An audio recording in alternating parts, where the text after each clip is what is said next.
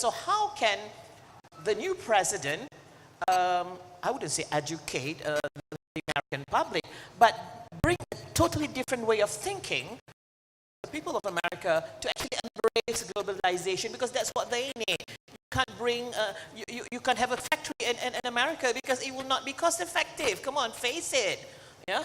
So how can, yeah, you need to say certain things to get the vote, but when you want to do something, you have to be practical. You cannot do everything in your own country because then your cars will be expensive. They can't afford cars. When we were there, new cars were $5,000 US, the long ones, the Holden Kingswood. No, there was one only for $2,000 US. Oh, yeah. You can get such cars. Okay.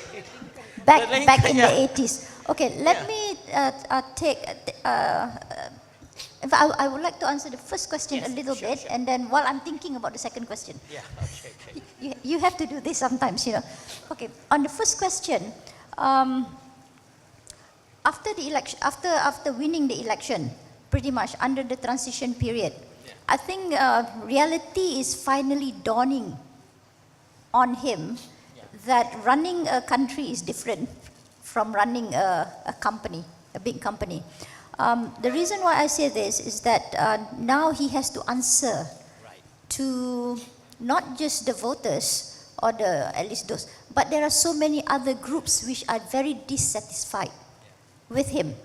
Yeah, the diversity factor is very big.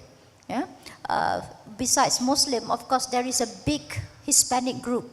Okay, and then he has offended women, left, right, and center. He has offended them.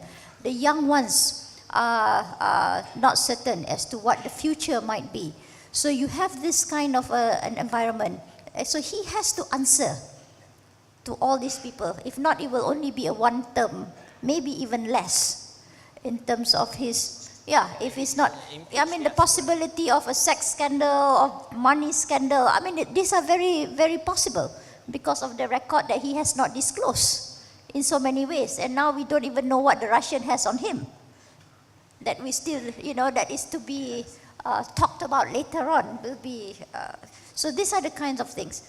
So having that, as a leader, whether he's going to be, usually leadership comes from a strain, yeah? Whether it's transactional all the way to transformational. All right. And being, in a way, being a leader, you also have to manage things. Yeah. So whether he has put the right people in place to manage the government is one issue. The other issue itself is whether there is going to be a very big transformation in terms of innovation.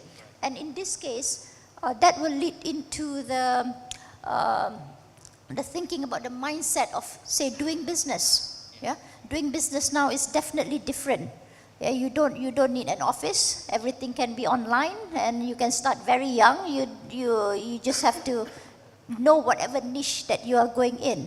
And I think this is something that he may need to even rethink about the whole business strategy that he is using.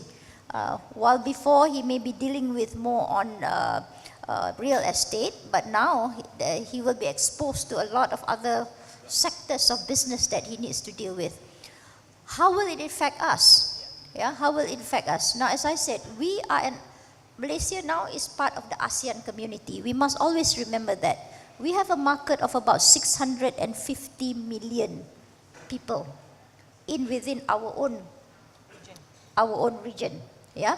So having that, and having the fact that we also have our 3 pillars of ASEAN, yeah? ASEAN economic pillar, ASEAN social security, social cultural, as well as the political security pillars.